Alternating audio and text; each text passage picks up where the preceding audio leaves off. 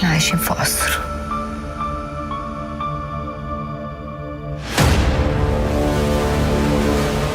كل واحد فينا عنده جناح لوحده.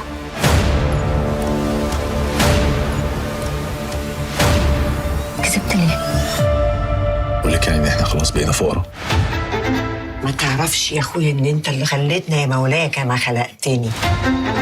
اللي ربنا يستره حرام العبد يفضح. احلفي على المصحف ده عمرك ما هتجيبي السيرة لأهلك باللي حصل. لازم تعملها احسن معامله، تسحب منها الفلوس حبه حبه.